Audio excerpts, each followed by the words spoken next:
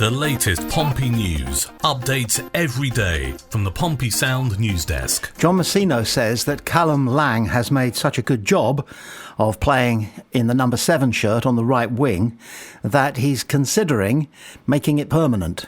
I thought Callum was superb against Oxford. I was really pleased with him.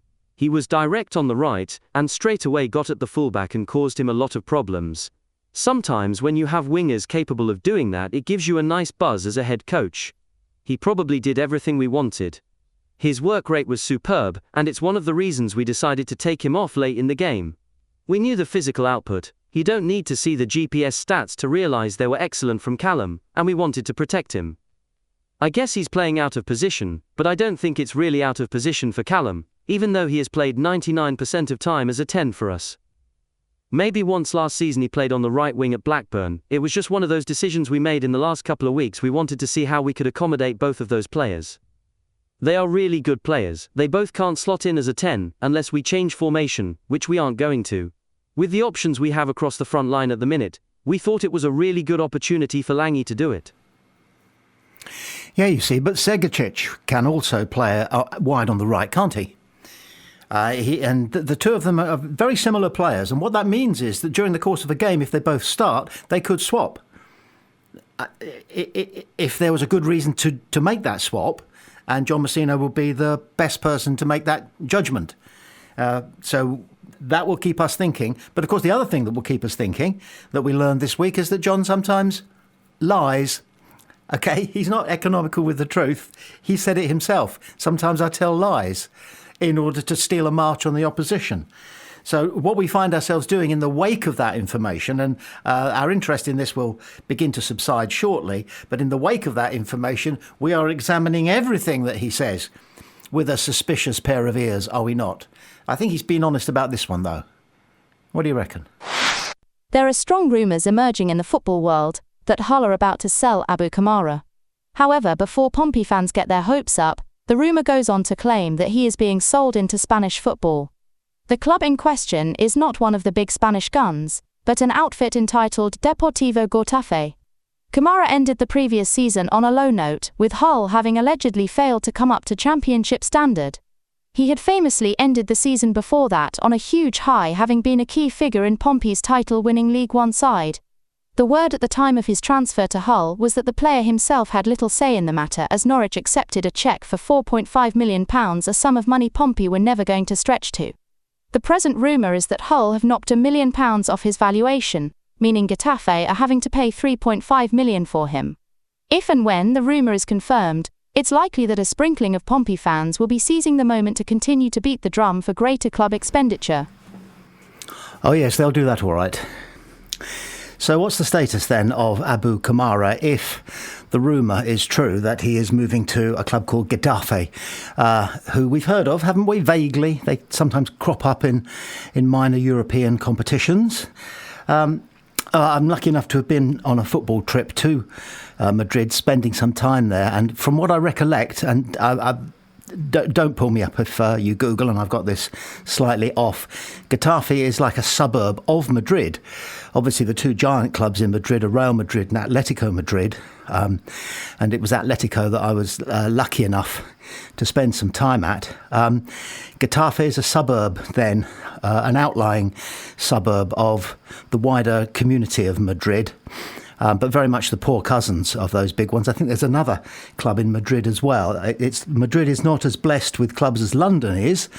And if we actually compare Madrid with London, I would say that the club that KAMARA is rumoured to be joining is about the equivalent of Fulham in London. In other words, not one of the big guns, but able to hold a place mid to lower top league. They're a La Liga side. I'm just looking now at the screen. They came 13th out of the 20 last season, and they've got £3.5 million to spend. They can obviously see the potential of KAMARA, and he's the kind of footballer that Spanish football likes. He's quick, and he's got good control, and he's got a body swerve. So just as we wished him well, begrudgingly sort of, at Hull, we wish him well begrudgingly at Getafe. But as Neil Allen, writing an excellent piece, you should read it if you get a moment, on the website for the news, says this owner was never going to splash that kind of cash. Not at this moment in time. Not certainly at the start of last season, and certainly at this point in this season, that kind of cash is not going to be splashed. We are going to get a solid position in the Championship on a sensible budget. So well said there, Neil Allen. Sports news agency Vavel are previewing Saturday's game. John Messinio's Portsmouth host Norwich City this Saturday lunchtime, with both sides having experienced mixed fortunes in their opening 2 games of the new season.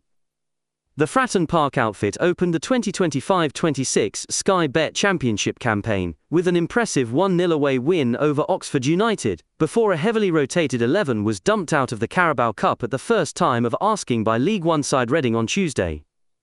Saturday's visitors, however, began the new campaign in the exact opposite fashion, falling 2-1 at home to Millwall in their opening Championship outing, before progressing into the next round of the Cup by overcoming Watford at Vicarage Road in midweek.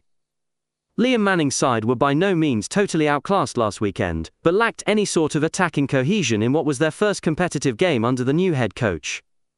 Tuesday's improved attacking performance, largely thanks to new signing Papa Amadou Diallo's electric debut, certainly reassured Canaries fans that good times aren't too far away. A second visit to Fratton Park in 8 months, though, is sure to prove a difficult assignment, especially if April's home meeting with Pompey is anything to go by. Colby Bishop's hat-trick and Josh Murphy's productivity on the wing ensured a miserable afternoon for former Norwich boss Johannes Hoff-Thorup, with the eventual 5-3 defeat playing a huge part in the Danes' sacking later that week.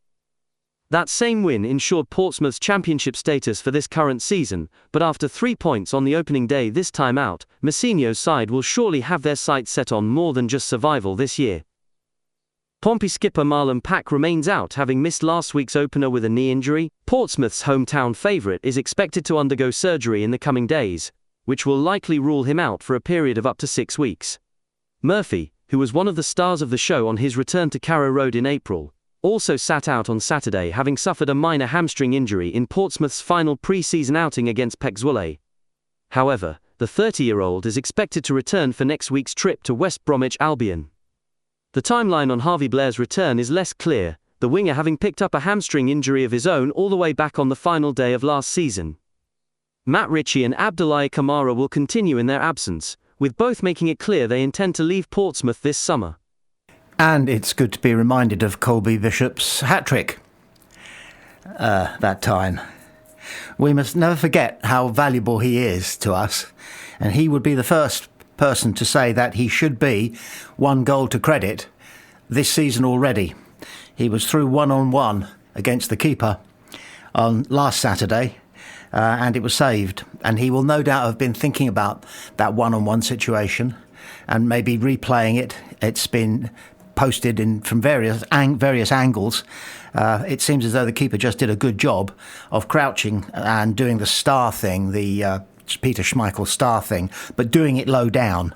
Their keeper, had obviously been working on that blocking tactic if somebody's coming at him and it's a 1-on-1 situation.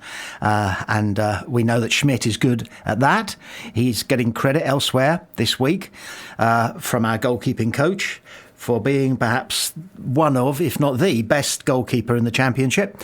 And Joe says that that's borne out by the statistics, and it's also borne out by what we've seen with our own eyes. But going back to Colby Bishop, the sooner he gets on the score sheet, the better, and can move on from that unfortunate, can you call it a miss? I think so, against Oxford. And that could happen as soon as Saturday against Norwich. Meanwhile, up at Norwich, the BBC have published a piece looking ahead to Saturday's game, and they finish it off with some statistics that aren't usually terribly interesting, but these might just be the exception. Portsmouth beat Norwich City 5-3 in their last league meeting, and will be looking to win successive games against the Canaries for the first time since April 1969, run of 4. Norwich City are unbeaten across their last 3 away league games against Portsmouth, 1-1 drawn 2, and could remain 4 unbeaten for the first time in the Football League. Portsmouth haven't lost their opening home game in any of the last 11 league campaigns, 6-1 drawn 5, since a 1-4 loss to Oxford in League Two in 2013-14, although they have kicked off each of the last 3 league seasons on home soil with a draw. Norwich have won their opening away game in just one of the last 8 league campaigns, drawn 3, lost 4, failing to do so in any of the last 4 seasons, since a 1-0 win at Huddersfield in the Championship in 2020-21. I'm intrigued by these sorts of statistics. I never know how much merit to give them, because when you go back a few years, the playing staff are completely different, and the manager is obviously completely different. And yet there is something consistent about the figures that we've just been acquainted with. And the ground is the same, and the fans are the same sort of fans, if indeed not the same fans, at both grounds, Fratton Park and Carrow Road. And it was somebody at Fratton Park many years ago who said to me, some things are burnt into the brickwork. So there could be something in this, in which case it all bodes pretty well for Pompey against Norwich. It's a shame we didn't have anybody who could read out the news in a nice sort of country bumpkin way. That's unfair, isn't it? But there we are. That's what they're saying on BBC Radio Norfolk or wherever it is, Alan Partridge territory.